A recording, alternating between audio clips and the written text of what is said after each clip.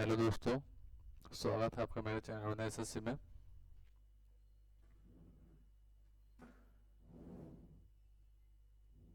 मैं आशा करता हूँ कि आप सभी स्वस्थ होंगे और सभी अपने एग्जाम के प्रिपरेशन में लगे होंगे। जैसे कि आने वाला मंथ है मेरा एनटीपीसी इंटर लेवल का एग्ज़ाम है और सीजीएल का है। तो उसके लिए मैं कुछ क्वेश्चन लेके आया हूँ जो ग्रेजुएट लेवल में भी हाल ही में एग्जाम में हुआ था। 11/6/2025 को जो हुआ था ग्रेजुएट लेवल एग्जाम एनटीपीसी का, उसमें पूछा गया क्वेश्चन है जो आपके एग्जाम के लिए इम्पोर्टेंट हो गए। तो मेरा पहला क्वेश्चन है, एक बैंक अर्धवार्षिक आधार पर गणना करते हुए 7.8% की वार्षिक दर से चक्रवृद्धि ब्याज प्रदान करता है। एक ग्राहक वर्ष के प्रति 1 जनवरी और 1 जुलाई को 9,920 रुपये जमा करता है। वर्ष के अंत में उस ब्याज के रूप में प्राप्त राशि होगा। उत्तर 2 दशमलव तक पूर्णांकित कीजिए। तो एक बैंक अर्धवार्षिक आधार पर, मतलब अर्धवार्षिक, तो अर्धवार्षिक मतलब 6 मंथ का। तो मेरा 12 मंथ का ब्याज रेट जो दिया है वो 7.8% दिया है। तो यहाँ से मैं 6 मंथ का 7.2 को मैं 2 से डिवाइड कर दूंगा तो मेरा 3.9% 6 मंथ का ब्याज रेट आ जाएगा। वही बोल रहा है कि 1 जनवरी से 1 जुलाई, जैसे मेरा सर्कल है एक साल, इसमें बोल रहा है 1 जनवरी, तो यहाँ से 1 जनवरी और यहाँ से 1 जुलाई, मतलब 6 मंथ का सर्कल बोल रहा है। और फिर बोल रहा है कि एक बार और एक पैसा को 1 जुलाई को जमा करता है, तो ये भी 6 मंथ। तो मान लेते हैं कि अल्फ़ा यहाँ पे ब्याज उसको मिल रहा है, फिर इस पे ब्याज मिल रहा होगा, फिर इस पे ब्याज ले रहा होगा जो राशि यहाँ पे जमा कर रहा है, और जो फिर जो राशि यहाँ से यहाँ जमा कर रहा है उस पर ब्याज ले रहा है, उस पर भी तो फिर अल्फ़ा भी ब्याज लेगा। तो इसका मेरा फार्मूला होता है, इसका जो होगा अल्फ़ा प्लस अल्फ़ा और इंटू अल्फ़ा बाई 100। तो यहाँ से मेरा 2 alpha plus alpha square by 100 आ जाएगा, और इसका मेरा ब्याज सिर्फ अल्फ़ा हो रहा है। तो मेरा टोटल ब्याज यहाँ से आ जाएगा 3 alpha plus alpha square by 100। इतना ब्याज हमको पैसा पे बैंक दे रही है। तो मेरा ब्याज जो है 6 मासिक का 3.9 है। तो यहाँ भी इसको हम पुट करेंगे, 3 × 3.9 प्लस 3.9 का होल स्क्वायर बाई 100। तो यहाँ से मेरा 29 27 के साथ हासिल 2, 3 × 2 = 11 आ जाएगा, और 39 का स्क्वायर होता है 1521।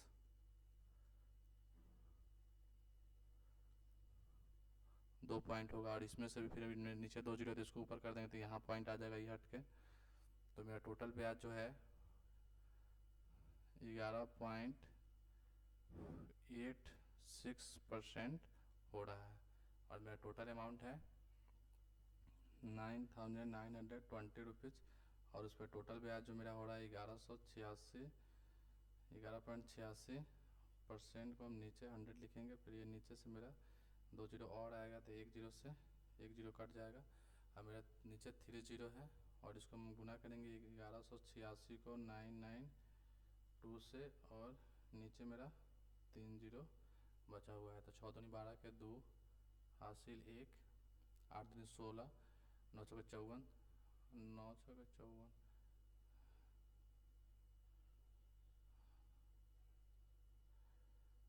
यहाँ 5 होगा,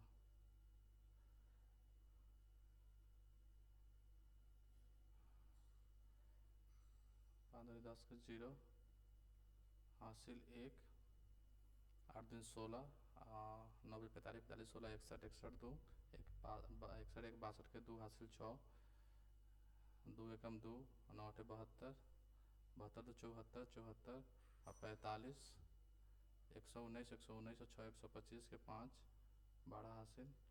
फिर ये 2 कम 2, 9 एकम 9 तो 11 11 और 72 83, 83 12 95 के 5 हासिल 9। फिर यहाँ 9 एकम 9, 9 एकम 9 18, 18 9 27 के 7 हासिल 2, और ये 9 एकम 9 और 9 2 11, और मेरा 3 जीरो 1 2 3, तो यहाँ से 3 जीरो मेरा ऊपर जाएगा, तो मेरा आएगा 1175 रुपया 52 पैसा, जो मेरा आंसर में है ए नंबर। तो चलते हैं नेक्स्ट क्वेश्चन की तरफ। एक बैंक 1.1% वार्षिक दर से चक्रवृद्धि ब्याज प्रदान करता है, जबकि ब्याज अर्धवार्षिक रूप से संयोजित किया जाता है। तो एक ग्राहक को एक वर्ष में 1 जनवरी और 1 जुलाई को प्रत्येक को जो 7,745 रुपये जमा करता है। वर्ष के अंत में ब्याज के रूप में उसे मिलने वाली राशि 2 दशमलव तक। तो फिर मेरा 12 मंथ का जो ब्याज है वो 1.1% है, तो मेरा 6 मंथ का ब्याज है जो आ जाएगा 0.55%। और फिर बोल रहा है मेरा सर्कल जो है 1 साल का, तो यहाँ से 1 जनवरी से स्टार्ट हो रहा है और फिर 1 जुलाई से स्टार्ट हो रहा है, और फिर एक राशि को यहाँ डिपॉजिट कर रहा है, फिर एक राशि को 1 जुलाई को डिपॉजिट कर रहा है। तो यहाँ अल्फ़ा ब्याज मिलेगा, अल्फ़ा ब्याज मिलेगा, अल्फ़ा, और इस अल्फ़ा पे फिर इस पर भी ब्याज मिलेगा। तो मेरा इस पर फार्मूला हम निकाले 3 alpha plus alpha square by 100। तो इसमें हम अल्फ़ा की जगह 0.5 पुट करेंगे, तो 3 × 0.55 प्लस 0.55 का होल स्क्वायर बाई 100। तो यहाँ से मेरा इसका आ जाएगा 5×15 के 5 हासिल, 1 5×15 16 6 हासिल, 165, और ये हो जाएगा 55 का स्क्वायर 30×25 होता है, और 2 है तो 4 जीरो हो जाएगा 30×25, और फिर मेरे नीचे भी 2 जीरो है तो यहाँ भी 2 जीरो और बढ़ेगा। तो ये मतलब इसको हम लेना भी नहीं जायज़ समझेंगे, इसलिए कि 2 अंक की तो पूछा है तो हम 65 तक ले लेंगे। इस ऐसे इसको जोड़ेंगे तो 1653025 आएगा, तो हम यहीं तक ले रहे हैं। हम ब्याज निकाल रहे हैं 1.6%। मेरा टोटल ब्याज इतना आ रहा है 7,745 रुपये का 1.65% निकालेंगे, 2 जीरो नीचे आ जाएगा। तो फिर हम 7,745 इंटू 165 को गुना करेंगे तो 50×25 के 5 हासिल, 2 5 जगह 20 30 50, 2 52 के 2 5 हासिल, 7×5 35, और 24 59 59 5 64 64 5 69 के 9 हासिल, 6 7×5 35 7×6 42, 7×5 35 7×6 42 77 77 और 4 81 8187 के 7 8 हासिल, 7×6 42 और 7 49 49 60 57 के 7 5 हासिल, और 127 पॉइंट समथिंग 4 जीरो यहाँ से 1 2 3 4, तो 1 2 3 4 यहाँ पे आ जाएगा मेरा 127 पॉइंट समथिंग आ रहा है। तो मेरा ये 128 आंसर हो जाएगा। चलते हैं नेक्स्ट क्वेश्चन की तरफ।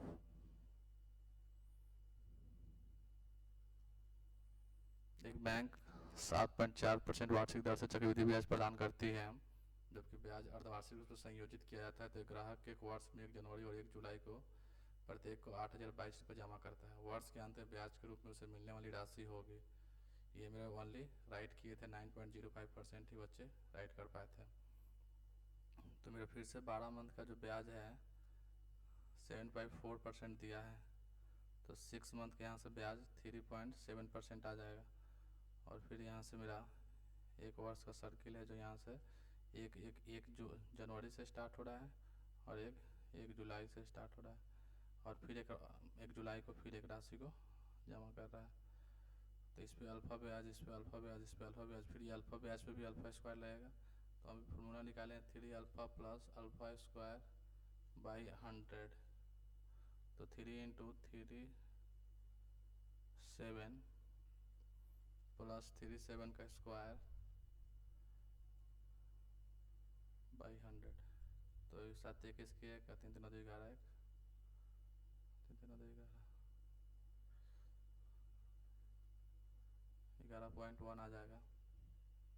7 1 इसके हासिल 3 3 2 11 प्लस मेरा 37 का स्क्वायर होता है,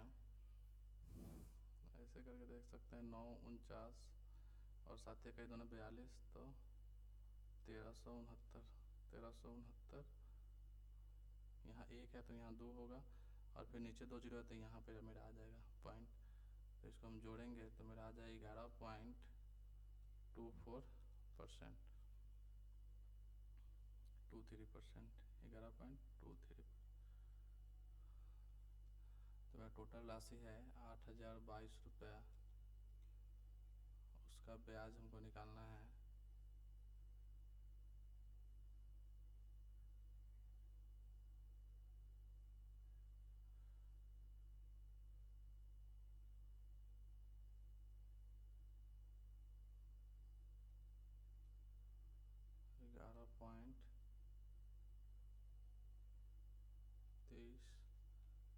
10%, तो 0 नीचे आ जाएगा, तो मेरा 8022 इंटू 1123, हम गुना करके चेक करेंगे, 3 दूनी 6, 3 दूनी 6 और 4 10 के 0 हासिल 1,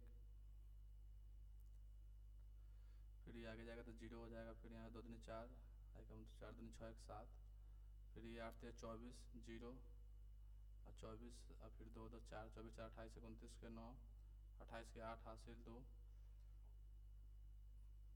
तीसरा काम हो गया, फिर ये 8 दूनी 16 0, फिर 2 16 2 18 18 2 20 के 0 हासिल 2, तीसरा काम खत्म हो गया, 1 8 एकम 8 और फिर 0, तो 8 तो 10 के 0 हासिल 1, तो 9, तो मेरे यहाँ पे 900 1 2 3 4, तो 1 2 3 4, तो मेरे यहाँ से 900.8 आ रहा है, तो मेरा ये डी आंसर होगा। तो चलते हैं नेक्स्ट कंसेप्ट की तरफ। मेरा 3 क्वेश्चन हो गया है। अनंत के पास 1617 रुपए हैं, उसने अपने बेटे अनिल और अशोक को बांट दिया और उन्हें इस वार्षिक रूप से संजीवित होने के लिए 10% वार्षिक ब्याज दर पर निवेश करने का यदि देखा गया कि अनिल और अशोक के क्रम से 12 और 13 वर्ष बाद समान राशि प्राप्त हुए, तो आनंद ने अनिल और कितने राशि दिए थे। मान लीजिए हम अनिल को x मानते हैं और अशोक को y मानते हैं। x रुपया दिया गया और अशोक को y रुपया दिया गया।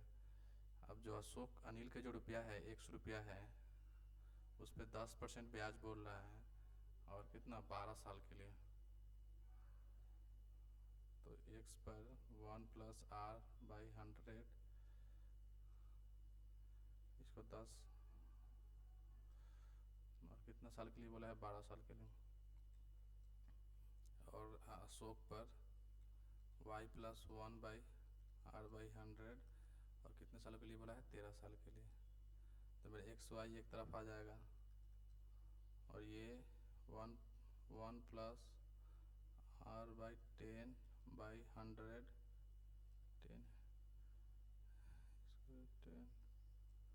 10/13 और 1 + 10/100/12, दोनों का मेरा बेस सेम है और पावर डिफरेंट है तो माइनस हो जाएगा, तो x बराबर y इक्वल टू हो जाएगा 1 + 10/100 और 13 में से 12 गया तो 1 का कुछ नहीं होता है, तो यहाँ से मेरा आ जाएगा x/y और 110/100, 1 0 से 0 कट गया था, मेरा x और y का जो वैल्यू यहाँ से आ गया 11/10, और मेरे पास टोटल रुपए है 1617 रुपया और उसका 11 x को 11 दिया है, y को 10 दिया है, तो 21 रुपये, 21 हम इसको a मान लेते हैं। 21 a का वैल्यू जो है 1617 है, तो यहाँ से सिर्फ a का वैल्यू 1617/21 निकाल सकते हैं। जब a का वैल्यू निकालेंगे तो हमसे पूछा किसका राशि है, आनंद ने अनिल को कितने राशि दिए थे, अनिल मेरा पहला है तो अनिल को हम x माने थे, तो x मेरा 11a है, मेरा 11a है, हम इससे इसको काटेंगे तो 21 बार में हो जाए 21 सतह 147 और फिर 47, तो फिर 14 का आएगा, फिर 47, तो यहाँ से a का मेरा वैल्यू आ जाएगा 77 7 और 714 के 4 हासिल 1 847 a, जो यहाँ मेरा x रुपया है अनिल का x का वैल्यू यहाँ से मेरा 187 847 आंसर आ गया, तो मेरा आंसर होगा 847 से। चलते हैं नेक्स्ट क्वेश्चन की तरफ।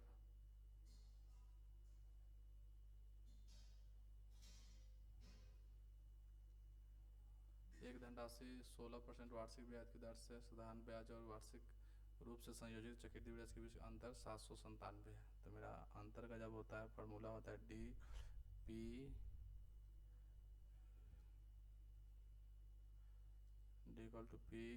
× r/100 का होल स्क्वायर। तो मेरा आंसर कितना दिया है 797। और p धनराशि हमको पता नहीं है, और 16% दिया है 16/100।